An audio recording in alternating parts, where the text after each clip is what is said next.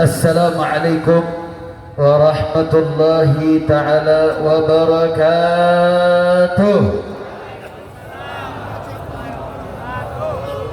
Alhamdulillah, wassalatu wassalamu ala rasulillah wa ala alihi wa sahbihi wa man walah, amma ba'd.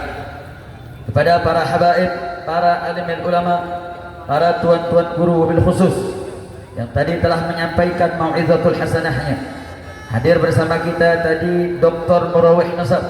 Beliau adalah salah satu pakar al-Maqdisiyat terbaik di Indonesia maupun di dunia saat ini. Begitu juga tadi telah menyampaikan mau'izatul hasanahnya, yaitu Sekretaris Majelis Syura Dewan Pimpinan Pusat Front Persaudaraan Islam Habib Al-Mahbub Al-Habib Hanif bin Abdurrahman Al-Attas. Begitu juga hadir perwakilan dari DPD Jawa Barat, ada Habib Bagir, ada Kang Epi dan seluruh jajaran. Begitu juga kepada seluruh DPW terkhusus yang menjadi panitia daripada DPW Kabupaten Kota Bogor maupun DPW Kota Bogor dan seluruh DPW serta DPC yang ikut terlibat dalam terlaksananya Puncak Berzikir 12 untuk keselamatan NKRI dan kemenangan, dan kepada seluruh para habaib, para asatidz, para tuan-tuan guru, dan tak lupa kepada DKM Masjid At-Ta'awun dan semua pihak yang ikut terlibat dalam suksesnya acara Puncak Berzikir yang ke-12. Kita doakan mudah-mudahan guru-guru kita, para habaib kita dijaga oleh Allah Subhanahu wa taala, disehatkan badannya, diberkahi kehidupannya, dimenangkan segala perjuangannya. Amin ya rabbal alamin. Tidak banyak yang ingin saya sampaikan, saudara.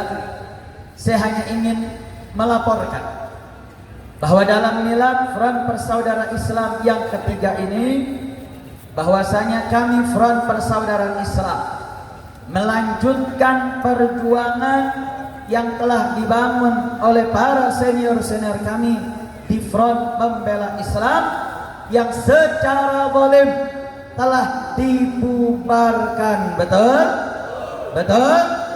Maka saya mau tanya umat Islam, kalau organisasi Islam dibubarkan, kira-kira kita maju atau mundur? Maju atau mundur? Siap berjuang? Siap berdakwah? Siap berhizbah? Siap jihad fisabilillah? Takbir! Saudara, apa yang kita alami di Indonesia, kalau kita bandingkan dengan apa yang terjadi di Palestina, dengan anak-anak kecil dibunuh, perempuan diperkosa, para kaum bapak dipenjara, rumah-rumah mereka dihancurkan. Berarti saya mau tanya, ujian kita di Indonesia dibandingkan di Palestina, ujian di Indonesia kecil atau berat? Ringan atau berat? Ringan atau berat? Ringan, saudara. Tapi dengan peristiwa di Palestina kita bisa belajar bagaimana kesabaran dan ketabahan mereka di dalam perjuangan menghasilkan kemenangan demi kemenangan yang Allah berikan kepada Palestina. Tadi kita sudah dengar laporan bagaimana banyaknya jatuh para syuhada yang berguguran. Ya, itu merupakan satu ujian, itu merupakan satu beban moral yang ditanggung oleh bangsa Palestina. Tapi itu adalah bayaran yang mereka pertaruhkan untuk mendapatkan Masjid Al-Aqsa, saudara. Artinya apa? Mereka mempertaruhkan nyawa mereka, mereka menumpahkan darah mereka, mereka memberikan segala apa yang mereka miliki untuk mendapatkan ridha Allah Subhanahu wa taala. Dan saat ini kemenangan demi kemenangan mereka sedang petik hari demi hari, saudara. Alhamdulillah. Saya nggak mau cerita tentang kesedihan, saudara. Saya hanya ingin melaporkan bahwasanya saat ini laporan Abu Ubaidah dalam pidatonya kemarin bahwa sudah ada 825 kendaraan, tank, dan seluruh peralatan-peralatan berat Israel berhasil dihancurkan. Alhamdulillah. Alhamdulillah. Nggak sampai di situ, saudara. Yahya Sinwar, pimpinan internal yang ada di Gaza, melaporkan ada 5.000 tentara, sepertiganya telah mati mereka bunuh, saudara. Sepertiga sisanya saat ini sedang dalam keadaan luka berat dan sepertiga sisanya sudah pensiun dini karena takut bertempur dengan tentara-tentara Hamas. Alhamdulillah. Alhamdulillah. Berarti saya mau tanya, kalau 5.000 korbannya, berarti yang menang Palestina atau Israel? Palestina atau Israel? Ada yang ngomong, Bib, tadi korban yang ada di pihak umat Islam lebih banyak. Saudara, jangan pernah sebut mereka korban, tapi sebut mereka syuhada. Saya mau tanya, orang kalau mati syahid kira-kira mulia atau hina? Mulia atau hina? Mulia atau hina? Mulia, sudah. Sedangkan korban-korban dari Israel, mereka yang mati di dalam membunuh daripada anak-anak umat Islam, saya mau tanya, matinya mulia atau hina? Mulia atau hina? Mereka mati hina, saudara. Artinya apa? Apa yang dipilih oleh bangsa Palestina ketika mereka memilih jalur untuk mempertahankan Al-Aqsa, walaupun anak mereka jadi korban, walaupun istri mereka jadi korban, walaupun harta-harta yang mereka kumpulkan menjadi taruhannya, itu adalah bayaran mereka membeli akhirat mereka dengan dunia mereka. Alhamdulillah. Alhamdulillah. Saya mau tanya, kalau korbankan dunia dapat akhirat, kira-kira menang atau kalah? Menang atau kalah? Menang atau kalah? Menang, saudara. Artinya apa? Saya mau ingin sebutkan, saudara. Saat ini Israel ngemis-ngemis minta peperangan agar dihentikan, tapi pasukan Hamas dengan kata Ibnu Qasamnya menolak untuk berhenti perang. Kenapa? Karena saat ini Israel habis-habisan. Dalam kurun waktu hampir 1 bulan lebih kemarin, kerugian mereka sudah menyentuh angka 870 triliun rupiah. Sedangkan tentara-tentara Al-Qassam tidak kurang, hanya 10% kurang dari korban-korban mereka. Artinya apa, saudara? Bahkan laporan terakhir saat delegasi kami Front Persaudaraan Islam saat membawa bantuan antum-antum semua, saat ini DPP telah mengirim hampir 10 tahap daripada donasi jihad harta yang dititipkan ke DPP Front Persaudaraan Islam.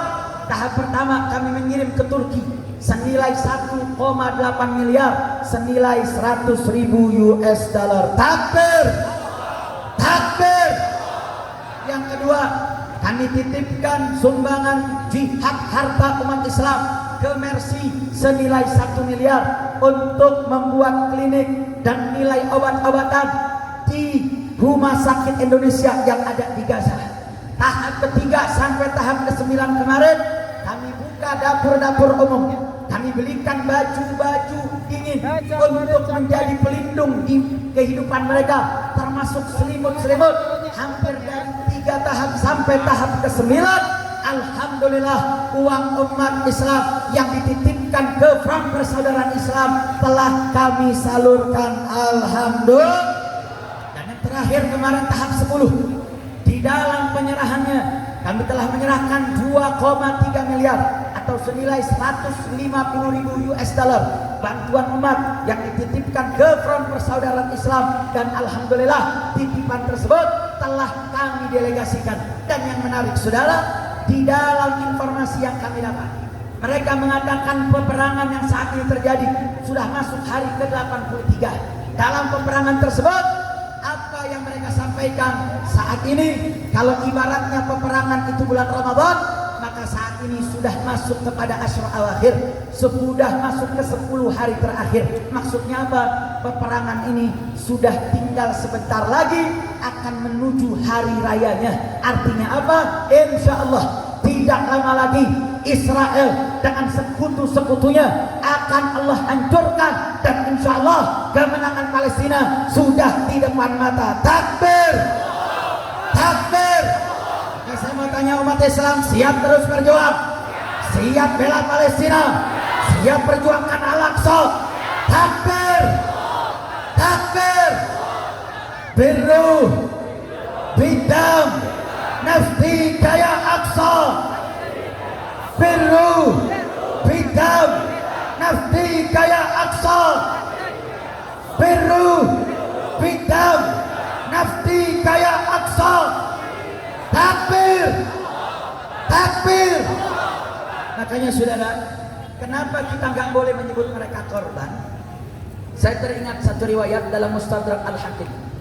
Ketika Sayyidina Umar Ibn Al-Khattab pernah ditanya oleh sahabatnya, oleh tetangganya, dalam satu pertempuran pasukan umat Islam sudah berhadapan dengan pasukan kafir.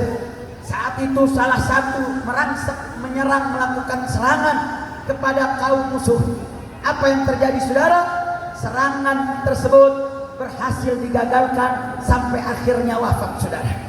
Akhirnya pasukan umat Islam mengatakan apa saudara? Mereka mengatakan, ini siapa nih yang merangsek masuk ke tempat musuh?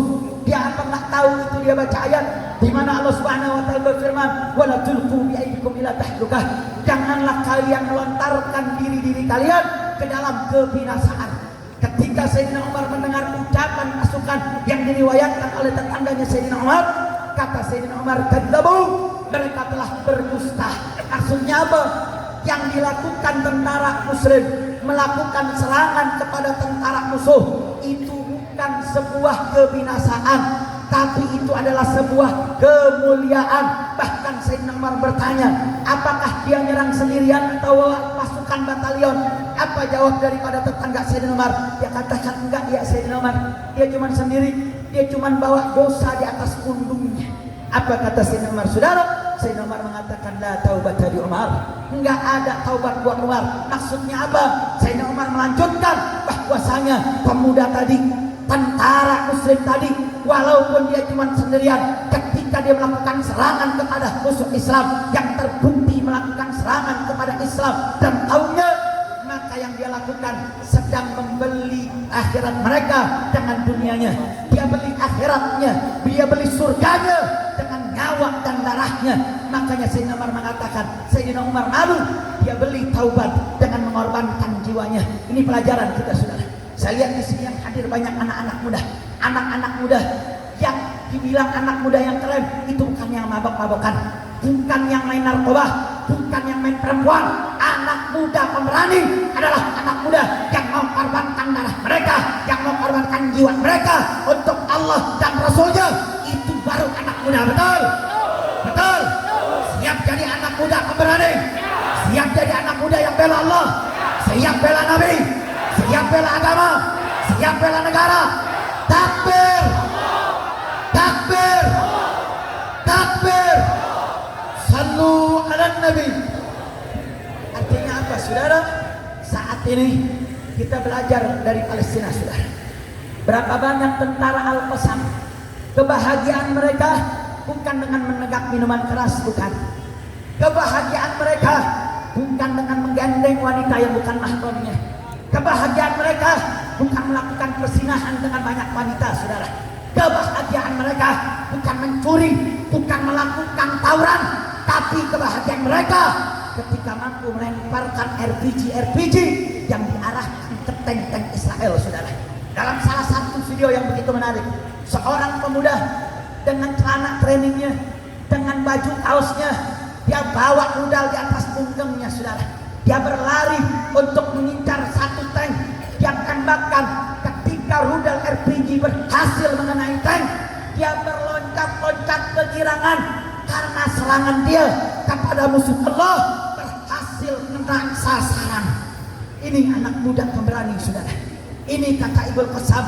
Makanya saudara, saat kami ke Turki, kami mendengar laporan seperti yang Dr. Marwah sampaikan. Kami nggak butuh saudara pasukan negara-negara Arab untuk dikirim ke Palestina. Kami punya pasukan yang luar biasa. Mereka pasukan yang terdidik, mereka punya kapasitas yang luar biasa. Kenapa? Karena dia punya syarat-syarat yang luar biasa. Satu, tentara Al-Qassam, dia mesti dapat rukhsah dari orang tuanya kalau dia punya akhlak yang mulia kepada kedua orang tuanya. Yang kedua, dia mesti dapat rukhsah, dapat izin kalau dia sholat 5 waktu di masjid. Imam masjidnya memberikan surat tanda bukti kalau dia memang rutin sholat di dalam masjid saudara. Yang ketiga, dia syaratkan tentara Al-Qassam mesti hafal Al-Quran 30 juz, minimal 15 juz sehari, harus baca rutin Al-Quran 1 juz. Gak sampai di situ saudara, Syarat yang keempat, tentara Al-Qassam harus hafal Arba'in Nawawiyah, minimal 40 hadis baru bisa daftar saudara untuk menjadi Kataibul Qassam. Yang kelima, syarat menjadi pasukan Al-Qassam bukan perokok. Makanya lu pernah lihat gak video Al-Qassam lagi lari batuk-batuk? Ada gak? Ada gak? Ada gak? Ada saudara. Buat jadi pasukan Al-Qassam gak mudah syaratnya. Syaratnya berat, syaratnya kuat. Makanya gak heran kenapa kemenangan demi kemenangan Allah berikan kepada pasukan Al-Qassam.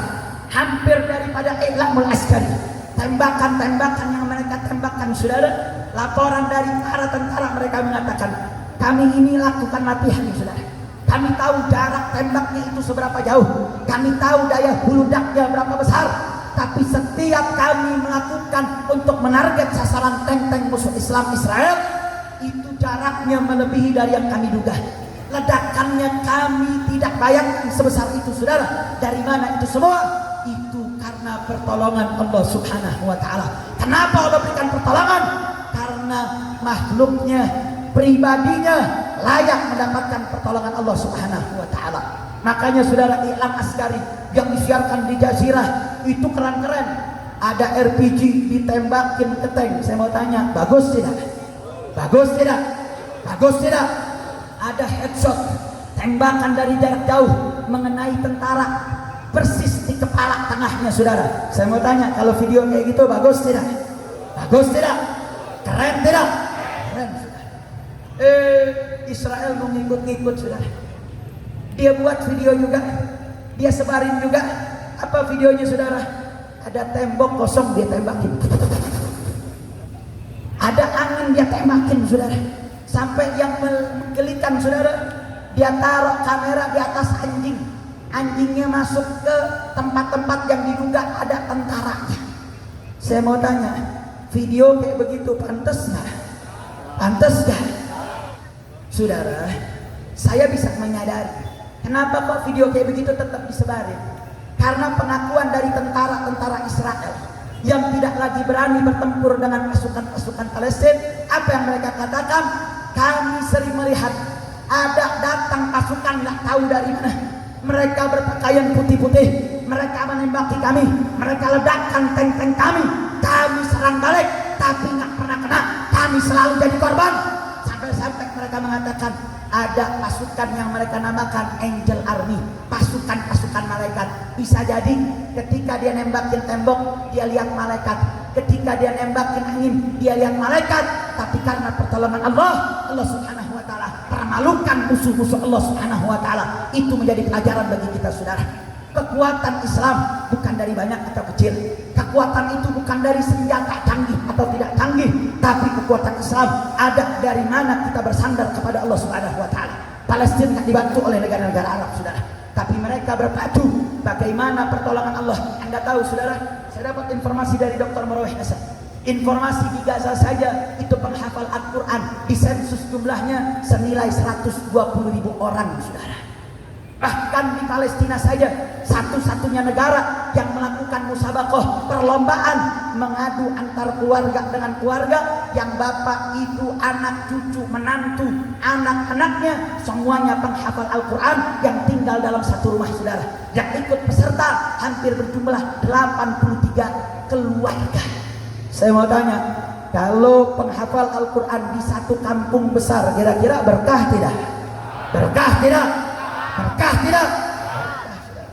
Dan ini semua adalah buah pendidikan.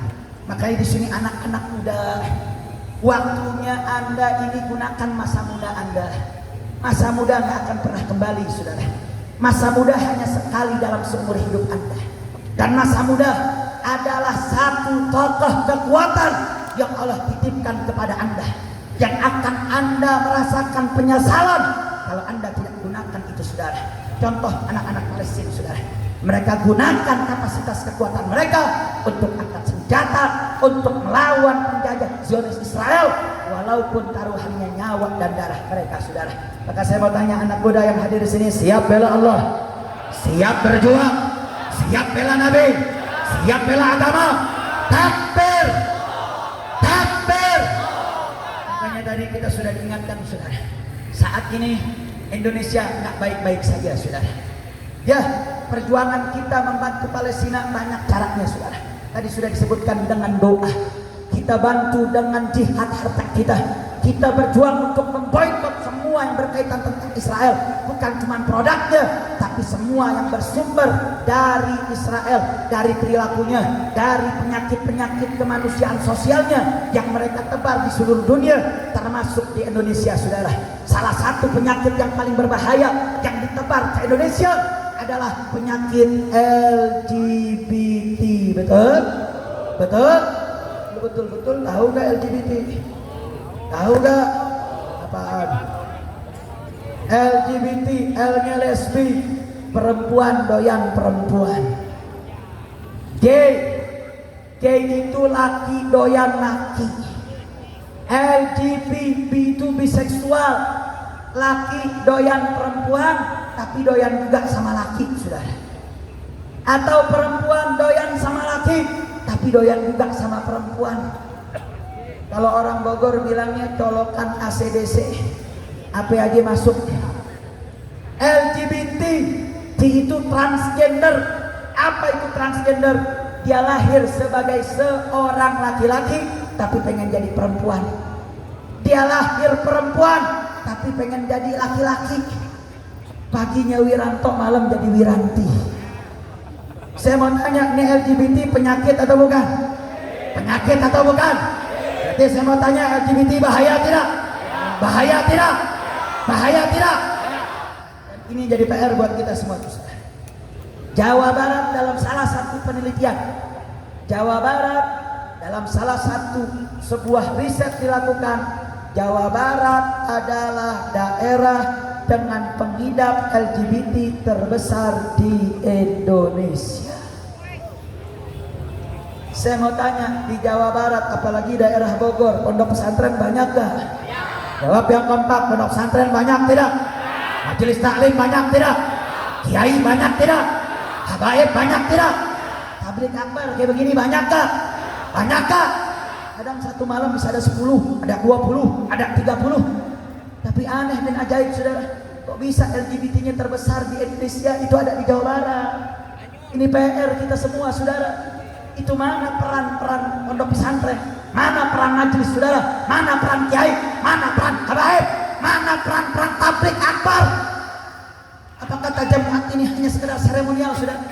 Penyakit masyarakat yang berbahaya, yang merusak moral, yang merusak akhlak, bahkan bisa menjadi mayoritas di Jawa Barat saudara. Ini PR kita semua. Ini tanggung jawab ada di pundak kita semua saudara. Ini tanggung jawab kita semua. Dan kita wajib berjuang untuk habisi LGBT di Indonesia. Betul? Siap perangi LGBT, siap lawan LGBT. Takbir, takbir. Lawan saudara. Gerakkan dakwah kita, semarakkan hisbah kita. Kalaupun harus jihad fisabilillah, gelorakan jihad fisabilillah. Itu tugas kita semua saudara. Enggak, PR Indonesia banyak saudara. Bukan cuma LGBT saja, soal kemiskinan, soal korupsi, semua begitu banyak PR itu semua saudara. Saat Ijtima Ulama kita bahas saudara. Dan ini yang menjadi salah satu langkah kenapa para alim ulama mengajarkan politik modern kepada umat. Ingin mengingatkan Anda punya suara, Anda punya hak untuk menentukan kemana arah negeri ini saudara. Jangan mau suara Anda dibeli dengan uang, hanya dengan urusan 100.000 Anda bayar untuk memilih pemimpin 5 tahun. Para ulama berkumpul dalam Ijtima Ulama sedang mengajarkan bahwasanya kita tidak ingin mendukung calon dengan transaksional. Kita nggak pengen dapat jabatan komisaris, jabatan menteri. Yang kami inginkan mengajarkan kepada umat, Anda mayoritas, Anda adalah mayoritas yang hidup di Indonesia. Anda berhak untuk menentukan kemana arah negeri ini saudara. Bagai macam itu penyakit-penyakit negara, kita tuangkan poin-poin besarnya dalam fakta integritas. Dan alhamdulillah, sebagaimana yang tadi diceritakan oleh Habib Hanif bin Abdurrahman Al-Abbas, mereka telah resmi menandatangani dan ini menjadi dalil bagi kita di hadapan Allah. Kenapa kita memilih calon yang telah disepakati didukung oleh Ijtima Ulama? Tidak lain tidak bukan untuk membenahi permasalahan umat. Betul? Maka saya mau tanya untuk mempertegas sekali lagi, siap dukung hasil ijtima ulama? Siap mengangkat calon yang didukung ijtima ulama? Takbir! Takbir! Makanya saudara, insya Allah kalau umat Islam bersatu, insya Allah PR negara ini akan kita benahi sama-sama. Betul? Betul? Andai kata Allah takdirkan calon yang didukung oleh ijtima ulama berhasil menjadi presiden, andai kata membuat kebijakan-kebijakan yang bertentangan dengan fakta integritas atau bertentangan dengan syariat, kita semua akan tetap berdakwah dan berhisbah walaupun calon yang kita menangkan. Betul? Betul? Siap berdakwah, siap berhisbah. Takbir! Artinya saudara, dukungan kita terikat dengan sebagaimana ikatan mereka tentang komitmen mereka untuk bela bangsa dan bela agama. Saudara, kalau dia sejalan untuk bela agama dan bela bangsa, maka sebegitu pula lah kita akan tetap sejalan, saudara. Tapi andai kata kebijakannya bertentangan dengan hak-hak rakyat, bertentangan dengan hak-hak Allah dan Rasulnya, maka kami akan berdiri di barisan terdepan untuk memberikan kritikan, termasuk bahkan kalau perlu untuk melakukan perlawanan. Alhamdulillah. Sekali lagi saya mau tanya umat Islam, siap berjuang, siap bela Allah, siap bela Nabi? Takbir! Takbir! Sallu ala Nabi.